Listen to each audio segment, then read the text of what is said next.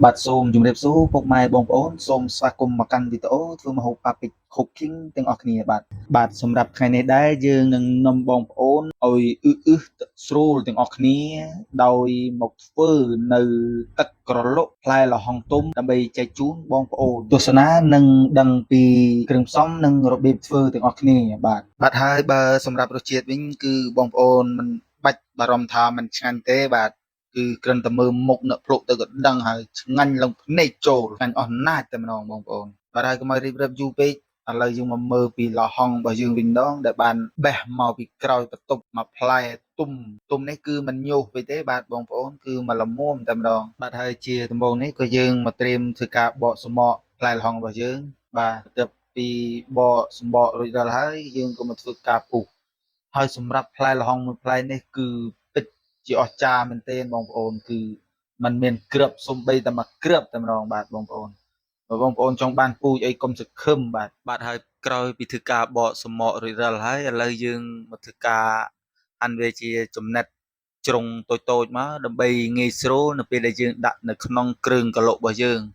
បាទបន្ទាប់មកយើងមកមើលគ្រឿងផ្សំរបស់យើងនេះគឺល្ហុងនេះឯងបន្ទាប់មកគឺទឹកកកអាតូចទឹកឃ្មុំហើយនឹងអំបិលនិងទឹកត្រជាក់ដែលយើងក្លាសេបន្ទាប់មកទឹកក្រូចឆ្មាឥឡូវយើងមកមើលបរិមាណទាំងអស់គ្នាបាទហើយនេះសម្រាប់ផ្លែល្ហុងយើងគឺយើងដាក់ចំនួន2ចានចង្កឹះណាបងប្អូនបន្ទាប់មកក៏យើងមកដាក់ជាមួយនឹងទឹកកកមួយចានចង្កឹះដាក់ឲ្យពេញមកបងប្អូនបន្ទាប់មកគឺទឹកត្រជាក់របស់យើងគឺកន្លះចានចង្កឹះបន្ទាប់មកគឺអឺ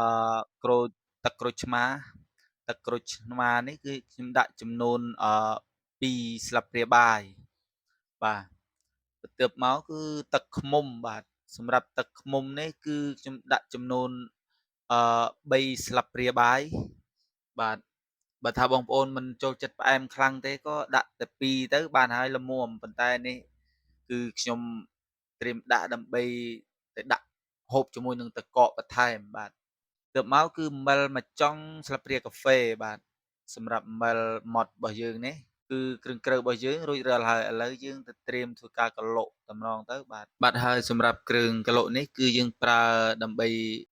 កឡុកម្ទេសឬគ្រឿងទឹកជ្រលក់ Seafood ទេប៉ុន្តែថ្ងៃនេះគឺយើងអត់មានគ្រឿងកឡុកផ្លែឈើយើងត្រូវតែប្រើវាតែម្ដងបាទឥឡូវយើងកិនរួចរាល់ហើយបន្ទាប់មកគឺយើងមកចាក់ចូលកែវដើម្បីធ្វើការភ្លុកចែកជូនបងប្អូនទាំងអស់គ្នាបាទសម្រាប់រាវឬខាប់នេះគឺមកល្មមតែម្ដងប៉ុន្តែបើថាយើងក្លាសេ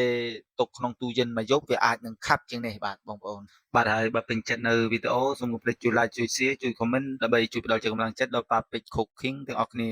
បាយបិទចំតិតគូតឡើងលើ